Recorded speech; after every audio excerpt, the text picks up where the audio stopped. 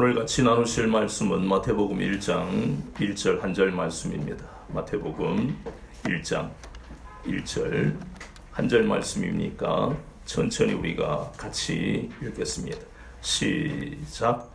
아브라함과 다윗의 자손 예수 그리스도의 계보라. 아멘. 오늘은 마태복음 1장 1절 본문을 통해 예수님은 누구신가 하는 제목으로 같이 은혜를 나누겠습니다. 구약 성경, 우리가 창세기를 지난주에 끝냈는데 구약 성경은 천지 만물의 기원에 대한 말씀이 바로 구약 성경입니다. 그러면 신약 성경은 바로 그 천지 만물을 지으신 분의 기원에 대한 말씀이에요.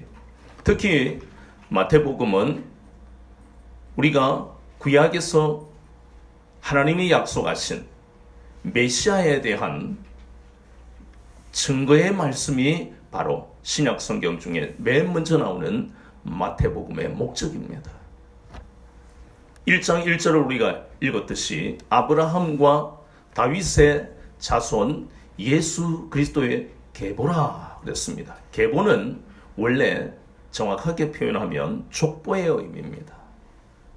이 족보에 대한 말씀을 하는 것은 구약에서 하나님이 약속하신 그 약속의 말씀이 바로 앞으로 오실 메시아는 아브라함의 자손이고 그리고 또한 다윗의 자손이다. 이렇게 구약에서 약속하신 것입니다.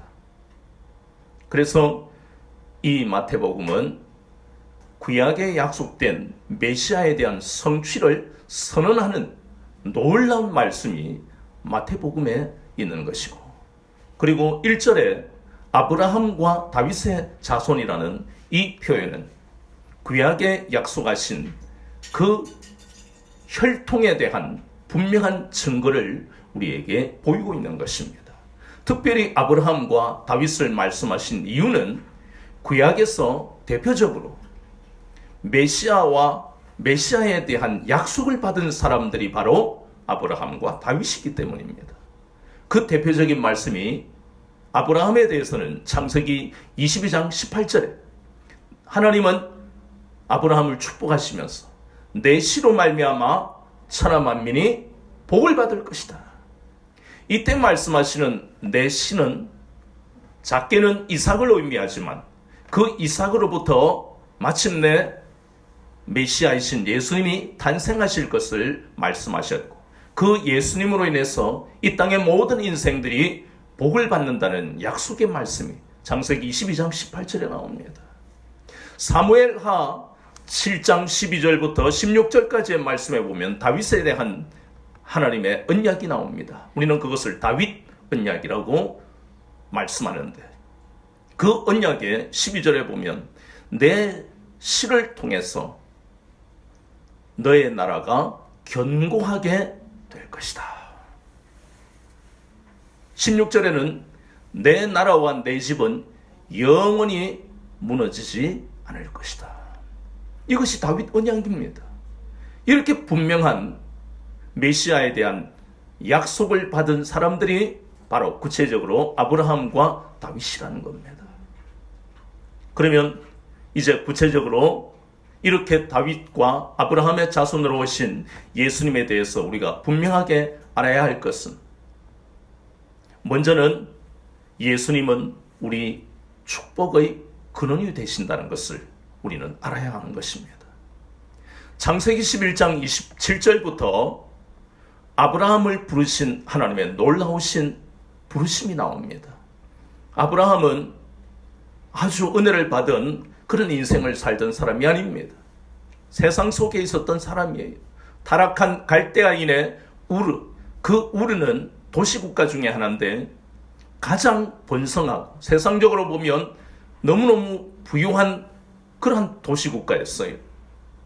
우리가 잘 알다시피 물질이 많은 집안이나 나라는 결국은 타락할 수밖에 없다는 것을 곤도 도시가 그랬고 갈대아인의 우르가 그랬습니다.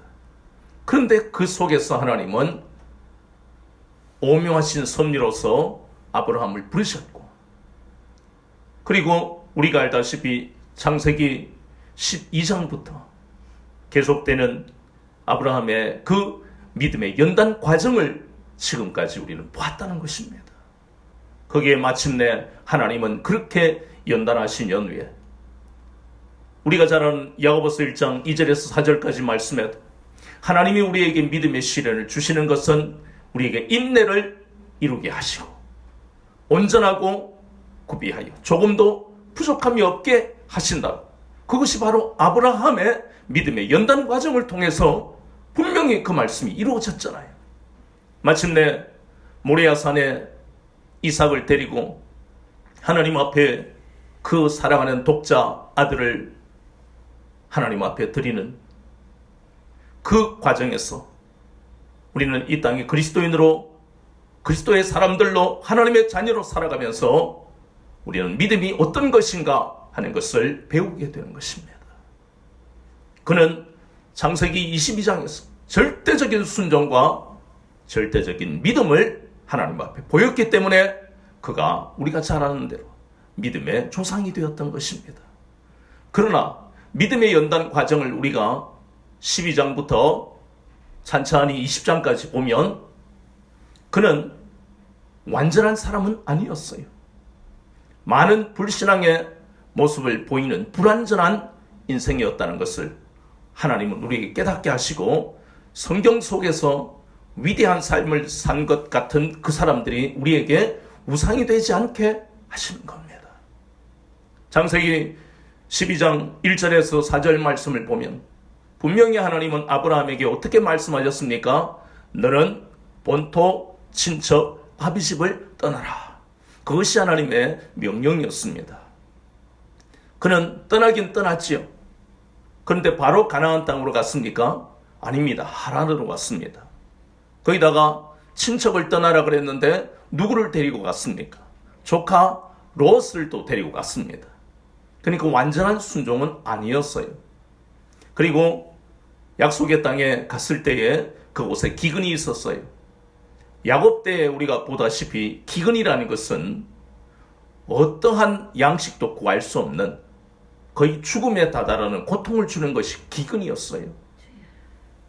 약속의 땅에 어쨌든 아브라함이 순종해서 왔는데 그의 앞에 펼쳐진 현실은 인간의 힘으로는 이길 수 없는 고난이었습니다. 우리는 이 아브라함이 창세기 12장 10절에서 20절까지 만난 이 기근 앞에서 어떤 판단도 할 수 없습니다. 인생을 조금이라도 살고 고난이라는 것을 한번 겪어보면 우리는 마음으로 아브라함이 이해가 되는 것이에요.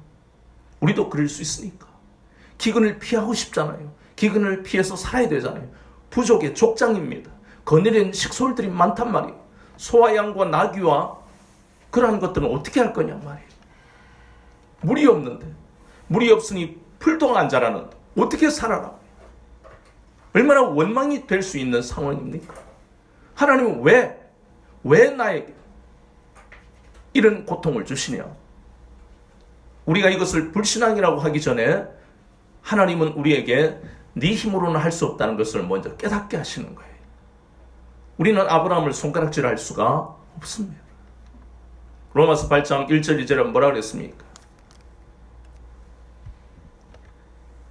우리가 죄와 사망의 법에 매여 있다가 예수 그리스도의 은혜로 생명과 성령의 법으로 해방된 인생이에요. 그러면 갈대아우르에 있을 때 아브라함의 삶은 어떤 삶이었다고요? 죄와 사망의 삶. 죄가 사망 안에서 왕노릇하는 삶을 살았어요. 그런데 하나님이 건지셨잖아요. 그렇기 때문에 우리는 아브라함을 정죄할 수가 없다는 겁니다. 그러나 분명히 하나님께서 말씀하시는 말씀을 기준으로 하면 그는 불신앙한 것이 맞다는 것이에요. 창세기 16장 1절에서 4절을 보면 분명히 15장에서 하나님이 약속하신 말씀이 무엇입니까? 내 몸에서 상속자가 나올 것이다. 하나님은 약속하셨어요. 그런데 당장 하나님이 주시면 얼마나 좋겠습니까? 10년 동안 약속의 땅에 있을 때에 10년 동안 기다렸지만 하나님은 사라의 몸에서 어떤 새로운 생명이 잉태할 조짐조차도 볼 수가 없었어요. 그래서 아브라함은 하갈과 동침하, 결국 하나님의 뜻이 아닌 불순종한 결과로 그는 14년 동안 하나님과 단절된 고통 속에 살았다는 겁니다.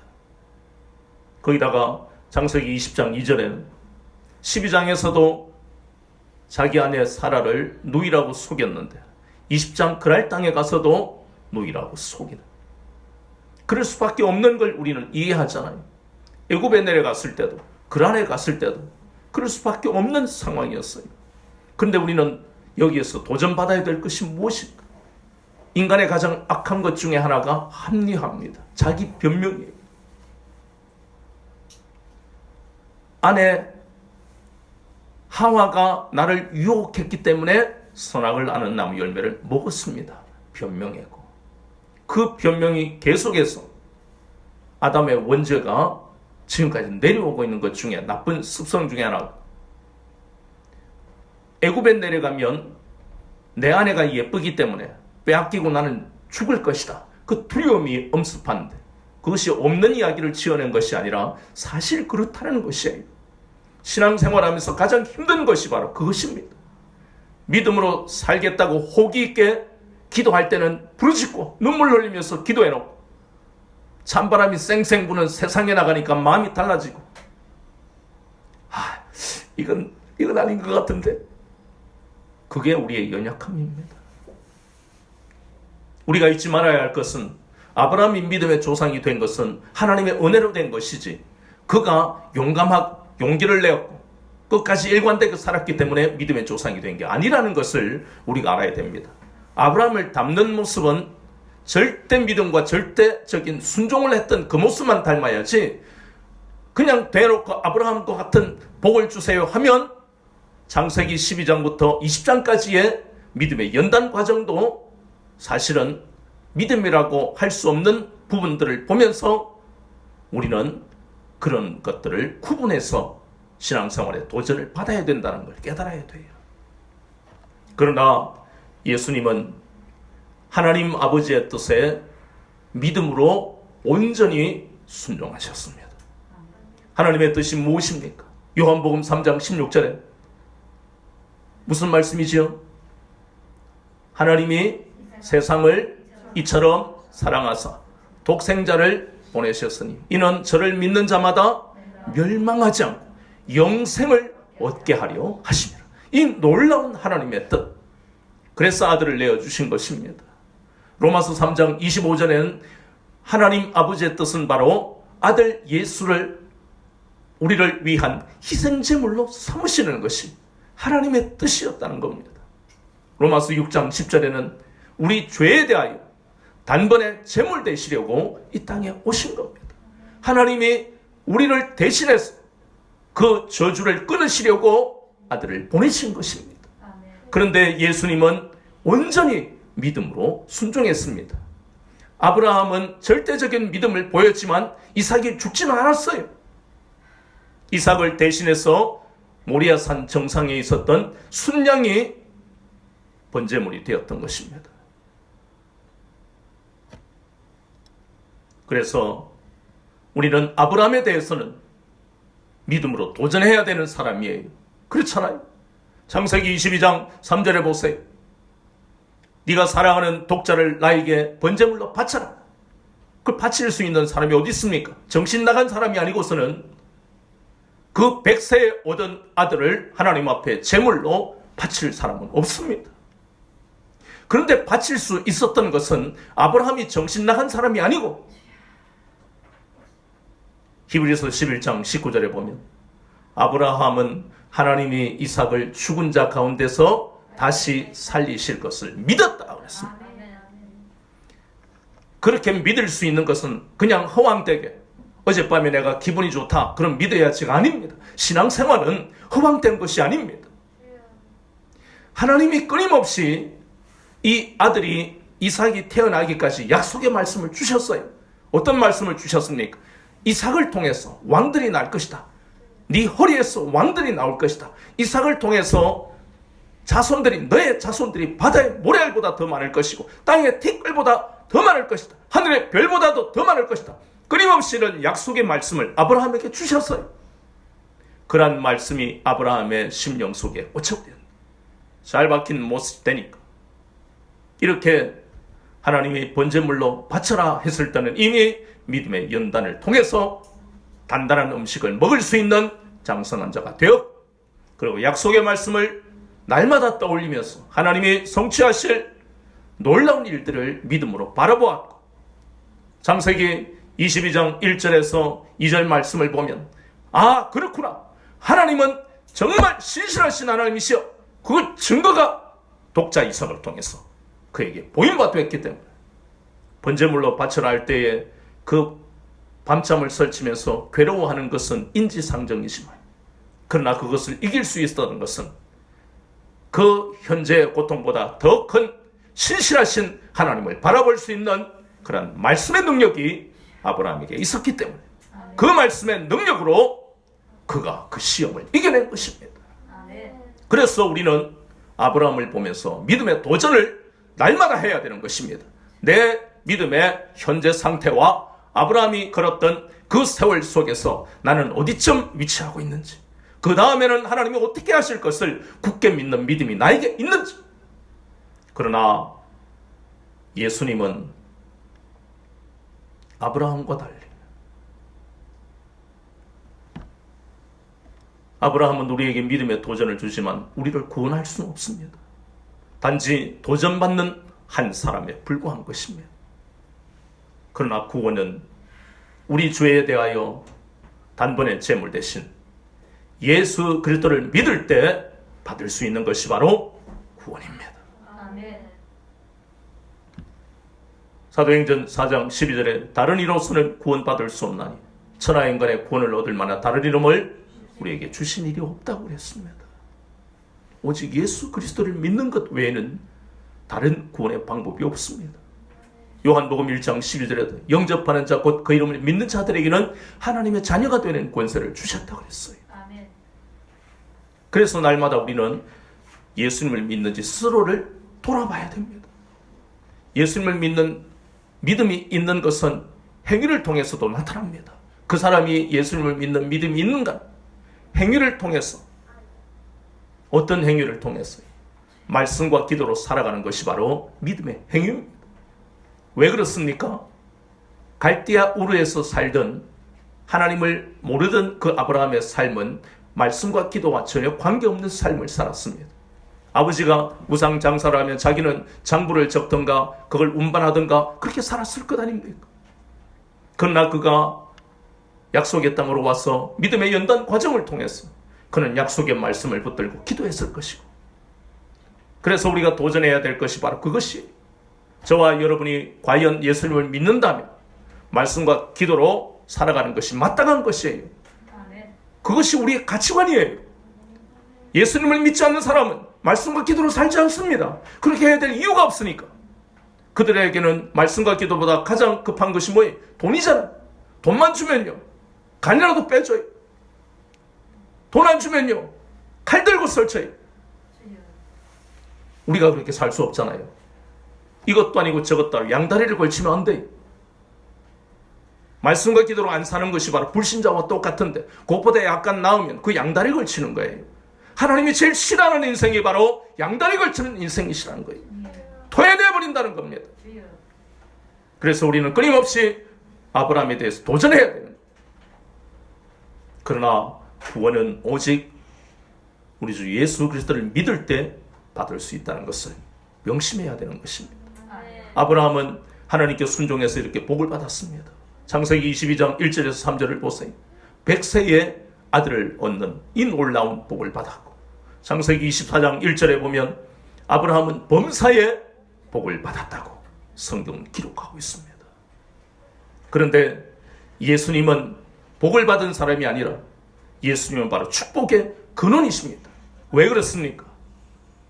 모든 죄와 저주를 끊으시고 단번에 우리 죄에 대하여 제물 되신 다음 우리에게 길을 열어주신, 생명의 길을 열어주신, 그 길은 바로 하나님의 은혜의 보좌 앞으로 나아갈 수 있는 길을 열어주신 분이 바로 예수님입니다. 아멘. 그래서 우리는 믿음의 조상은, 진정한 믿음의 조상은 예수님이시고 우리 축복의 근원은 바로 예수님이시라는 것을 이제 우리가 분명히 알아야 된다는 것입니다. 또 우리가 예수님에 대해서, 예수님은 우리의 왕이십니다. 만왕의 왕이십니다. 다윗은 목동 일대에 하나님이 부르셔서 앞으로 이스라엘의 왕이 될 것을 예언하시고 사무엘을 통해 기름 부었습니다. 열왕기상 3장 6절의 말씀을 보면 솔로몬이 기도할 때에 우리 아버지는 어떤 사람이었다고요? 성실과 공의와 그리고 정직한 마음으로 나라를 다스렸습니다. 이것도 우리가 도전받아야 되겠지요? 우리의 삶에, 가정과 직장, 사업장에서 다윗이 한 것처럼 어떻게 해요? 성실해야 되고 그리고 공의대로 해야 되고 정직해야 된다. 다른 것은 세상 사람도 합니다. 그러나 공의는 오직 하나님의 다스리심을 받는다는 뜻이에요. 하나님의 다스리심을 받아야만 된다는 거. 이 세 가지를 통해 다윗이 복을 받았다고 그랬습니다. 그러나 그런 다윗이 하나님의 마음에 합한 다윗이었지만 그는 일생을 통해 많은 허물과 죄가 있었던 사람입니다. 사무엘상 27장 1절에 보면 사울 왕에게 쫓겼어. 더 이상 도망갈 힘도 없고 마음도 안 됐어. 지쳐버렸어요. 그래서 그 어디로 갔습니까? 블레셋의 아기스 왕에게 자기를 의탁했습니다. 불신앙입니다. 우리는 그 상황을 이해합니다. 우리도 그럴 수 있고 그랬던 적이 있습니다. 그러나 성경은 그것을 불신앙이라고 합니다.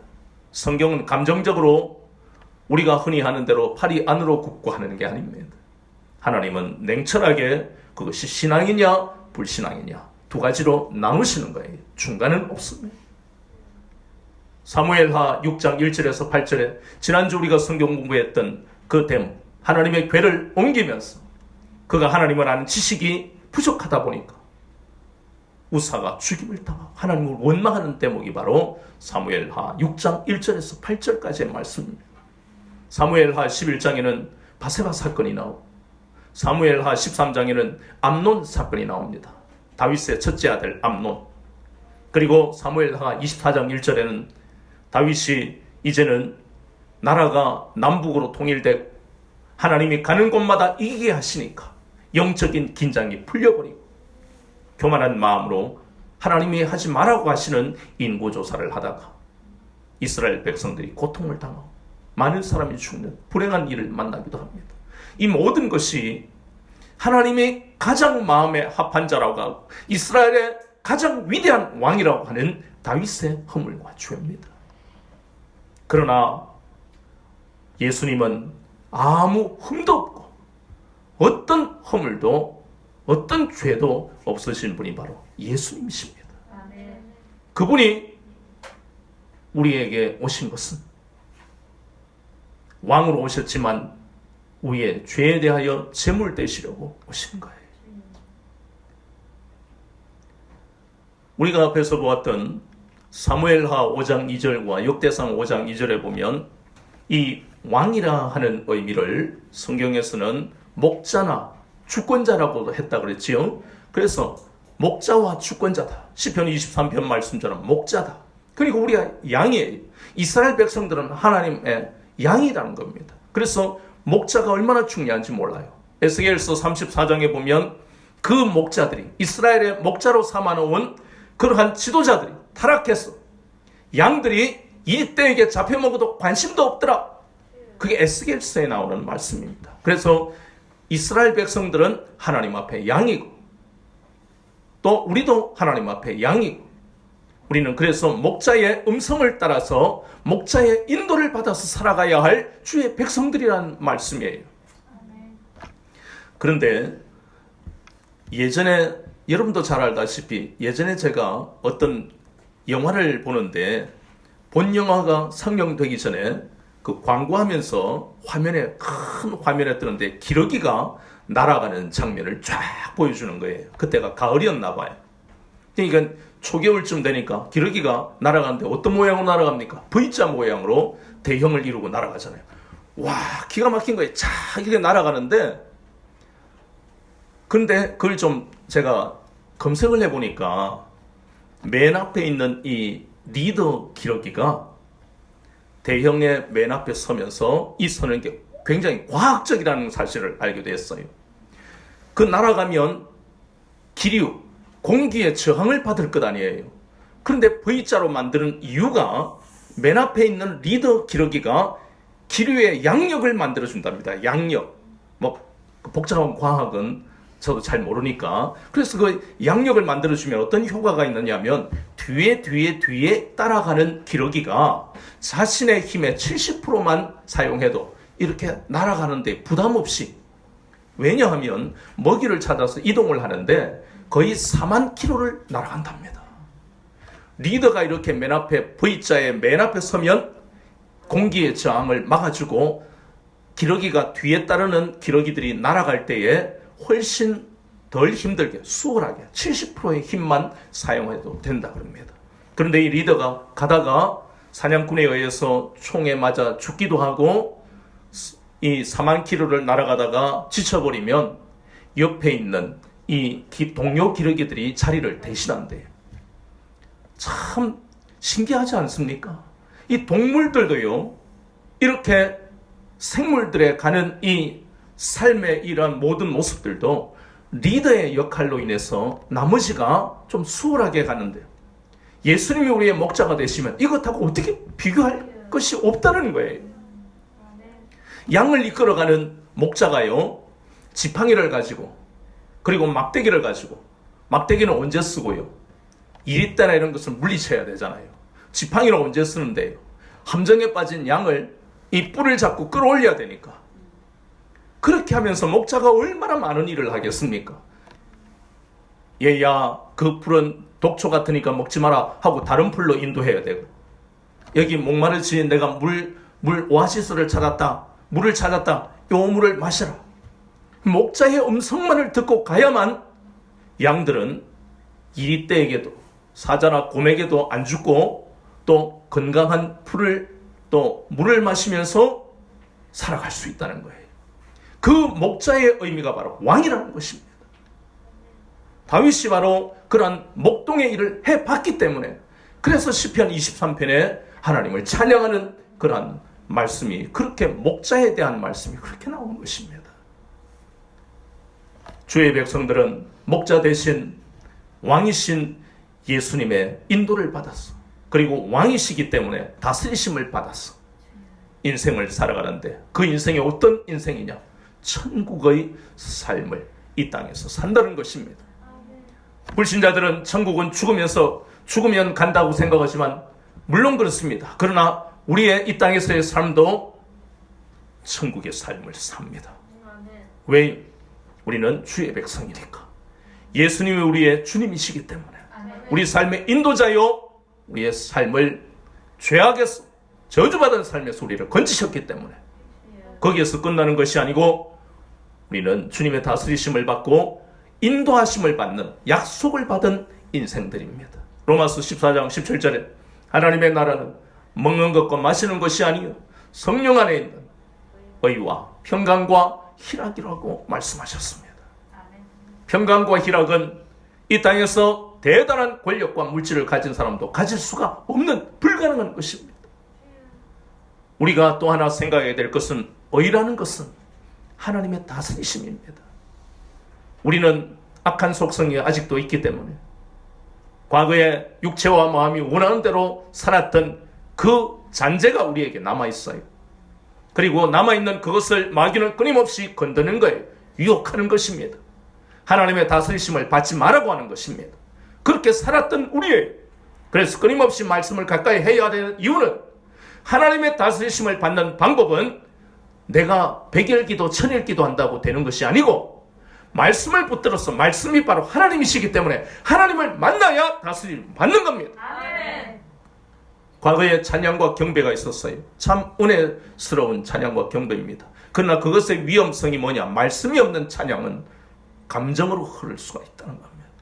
하나님의 음성인지 아닌지 분간하기가 힘듭니다. 항상 무엇이든지 찬양과 기도, 전도 모든 것은 다 중요합니다. 그러나 가장 중요한 것이 빠지면 그것은 의미가 없어지는 겁니다. 말씀이 없는 집회, 말씀이 없는 경연, 말씀이 없는 찬양, 기도 모든 것은 아무 의미도 없습니다.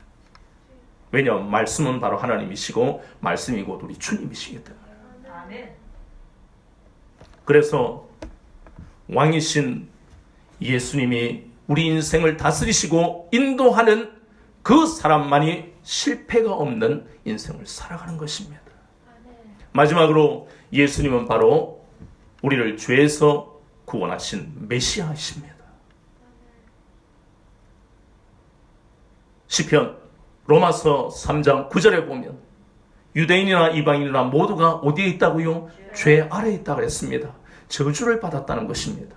만약에 여러분들이요 전도한다고 부모님이나 지인들에게 가서 전도할 때 말을 잘해야 됩니다. 표현은 굉장히 중요합니다. 그분들은 하나님을 모르기 때문에 조심스럽게 단어 선택도 잘해야 돼요. 야, 로마서 5장에 보면 우리 목사님이 말씀하셨는데 예수님을 안 믿으면 죄가 사망 안에서 왕노릇하던 저주받은 인생이래. 너 저주받았다? 기분 좋아할 사람 아무도 없습니다. 그런 단어는 피해야 됩니다. 지혜롭게 해야 됩니다. 저주받은 건 맞지만 그것이 입술로 표현되면 그 사람들이 생각하는 저주와 성경에서 말씀하신 저주는 차이가 있습니다. 그들이 저주받으면 뭘 붙입니까? 뭘 사가지고 붙이죠? 예? 집에다가 이렇게 뭘 이렇게 붙이잖아요. 정월이 되면 집 앞에 노란 데다 글씨 이상한 물감 벌겋게 해가지고 딱 붙이는 게 있잖아요. 아이들 방마다 붙이고. 사람들은 그것이 그 종이 한 장이 저주를 끊을 거라고 생각하고 그것도 얼마나 비싸게 팔아먹어요. 이상하게 그림 하나 그려놓고 물감 벌겋게 칠해놓고 이게 바로 액땜하게 만드는 것이다. 100만 원만 주세요. 그런 것들이 저주를 끊지는 않습니다. 그러나 저주받는 것은 싫어하는 거예요. 그래서 저주란 단어는 그렇게 쓰면 안 돼요. 너 저주받았다. 어머니 저주받은 사람이에요. 아버지 저주받은 인생을 살면 안 돼요. 그래서 이러한 것들은 피해야 된다는 것입니다. 그러나 분명한 것은 이 땅에 예수님이 없는 인생은 모두가 저주받은 것은 틀림없다는 것입니다. 로마서 3장 9절뿐만 아니라 로마서 3장 23절 모든 사람이 죄를 범하였음에 하나님의 영광 이루지 못했다 그랬습니다. 그것이 바로 죄의 문제입니다. 로마서 6장 10절은 예수님이 우리 죄에 대하여 제물 되시려고 이 땅에 오셨다고. 그래서 우리는 이제는 죄가 사망 안에서 왕노릇하는 인생이 아니라 은혜가 생명 안에서 왕노릇하는 이제는 다시는 로마서 8장 1절 2절 말씀죠. 더 이상 우리는 어떤 사람이나 마귀가 정죄할 수 없는 그러한 삶을 살고 있다는 것입니다. 세상에서 우리가 잘 알다시피 빨간 줄이 끄였다 이러면 그 사람은요 세상에서 사회생활 하기 힘들어요. 전과위법이다, 전과자다 차별받을 수밖에 없어요. 그런데 아브라함과 다윗을 아까 우리가 보았다시피 세상 법으로 하면 아브라함과 다윗도 전과자예요. 그렇잖아요. 아브라함도 전과자고 다윗도 전과자고 우리는 말할 필요도 없고 그럼 우리는 제대로 세상 살아갈 수가 없어요. 하나님 앞에 우리는 전과자들이에요. 그러나 하나님은 예수 그리스도를 우리에게 희생제물로 보내시고 난 다음에 시편 103편 12절에 동이 서에서 먼 것 같이 우리 죄를 다 옮겨버리셨어요. 기억도 안 하신다는 겁니다. 이런 인생이 어디 있습니까? 예수님을 믿는 것이 이렇게 중요한 것입니다. 한 번 믿어가 되는 것이 아니에요. 날마다 스스로의 믿음을 점검해 봐야 되는 것입니다. 우리의 축복의 근원이신 예수, 왕으로 오신 예수, 그리고 메시아로 오신 예수. 메시아로 오셔서 죄의 권세를 깨뜨려 버리셨어요. 마귀의 권세를 깨뜨려 버리셨습니다. 우리가 잘 아는 히브리서 2장 14절에 보면 마귀의 권세를 멸하기 위해 이 땅에 오셨다고. 요한 1서 3장 8절에 그리고 사망 권세를 깨뜨려 버리셨습니다. 우리 모든 인생은 죽음에 대한 두려움이 우리 가운데 있어요. 그러나 히브리서 2장 15절에 보면 그 죽음을 두려워하는 그러한 인생들을 예수님이 건지셨다고 말씀합니다. 이렇게 예수님이 누구신가를 우리가 분명히 알고 날마다 예수님을 마음에 모셔드리고 살아야만 우리는 세상을 이길 수 있고 죄를 이기고 마귀를 이기면서 천국의 삶을 살 수 있다는 것입니다. 그것은 돈으로도 안 되고 힘이 있는 지인을 안다고 해서 되는 것도 아니고 오직 예수 그리스도를 온전히 믿는 믿음에서 이 모든 것이 가능합니다. 그렇다면 하나님 나라는 과연 공평한 것입니다. 세상은 공평하지 않습니다. 오죽하면 모든 나라에서 차별금지법을 만듭니다. 그런데 우리가 하나님 말씀을 알아가면 그 차별금지법이 과연 이 땅에서 통할까요? 불가능합니다. 아무리 완벽한 차별금지법을 만들어도 이 세상은 공중권세 잡은 세상신 마귀가 역사하는 그 힘을 차별금지법은 이길 수가 없어요. 그러나 차별금지법 대신에 그 속에 예수 그리스도가 들어가면 주님의 다스리심을 받아서 우리 속에 다른 사람을 사랑하는 마음이 생길 뿐만 아니라 다른 사람을 섬기는 마음이 생겨요. 그게 그리스도인의 삶이에요. 차별해라고 해도 할 수 없는 것이, 차별하는 것이 죄가 되니까 하나님도 우리를 자녀로 부르실 때에 이방인과 유대인으로 차별하지 않으셨기 때문에 그래서 우리도 굳이 그 법을 만들어가면서 차별을 해서는 안 된다가 아니고 우리 속에 예수님이 오시기만 하면 우리는 차별이 아니라 우리의 얼굴과 생김새가 다르고 학력이 서로가 차이가 있고 가진 것이 다르고 여러 가지 많은 차이가 난다 할지라도 그것은 차이지 차별할 수 있는 조건이 아니라는 것을 우리가 깨닫기 때문에 서로 섬기게 되는 것입니다. 그래서 신앙 공동체가 중요한 것이고 교회 공동체가 중요한 것이고 하나님만 섬기는 가정 공동체가 중요한 것입니다. 우리가 능력 있게 세상을 살아가는 것은 바로 우리가 말씀에 순종해서 이 믿음의 선진들을 끊임없이 우리가 도전하고 오직 왕이신 예수님의 다스리심을 받고 축복의 근원이신 예수님께 날마다 나아가 우리를 고통과 두려움으로부터 건지시는 우리의 구세주 예수님만 우리가 붙들고 살아가면